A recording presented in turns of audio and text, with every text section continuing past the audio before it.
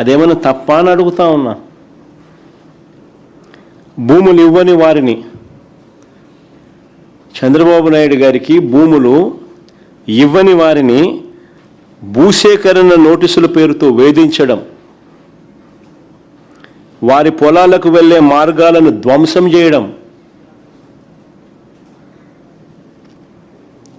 ఈ రైతుల పొలాల్లో అక్రమంగా మట్టి తవ్వి దోపిడీ చేసేయడం,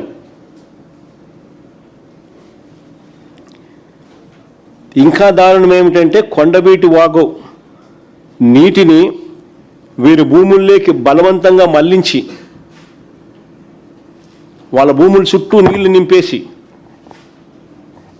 చివరకు గత్యంతరం లేని పరిస్థితిలో వాళ్ళు దాన్ని వదిలేసుకునే పరిస్థితి క్రియేట్ చేసే కార్యక్రమం రాష్ట్ర ప్రభుత్వమే చేస్తే నిజంగా విలన్లు అనే వాళ్ళు ఎక్కడో సినిమాల్లో ఉండరు. చంద్రబాబు గారు రూపంలోనే ఇక్కడే కనిపిస్తూ ఉన్నారు.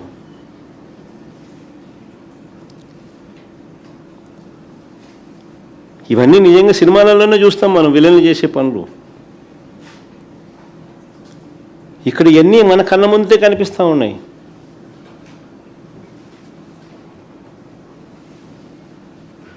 మరి ఇవన్నీ దారుణాలు కావా అని అడుగుతా ఉన్నా.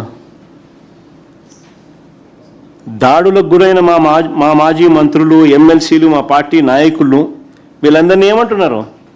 రౌడీ షీటర్లు అంట వీళ్ళంతా.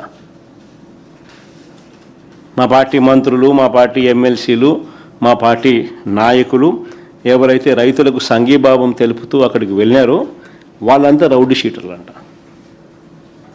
దాడి చేసింది నువ్వు, కొట్టింది నువ్వు, కొట్టించింది నువ్వు, రాళ్ళేసింది నువ్వు, కారద్దారు పగలు కొట్టింది నువ్వు,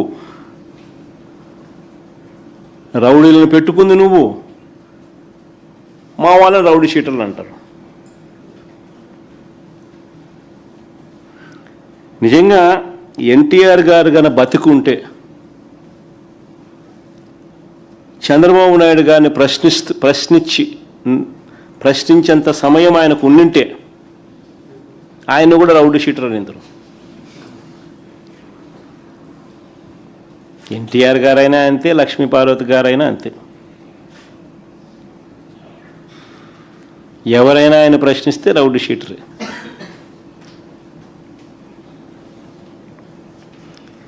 చంద్రబాబు గారి పాలనలో ఈ రాష్ట్రంలో రక్షణ ఎవరికైనా ఉందా అని అడుగుతాం.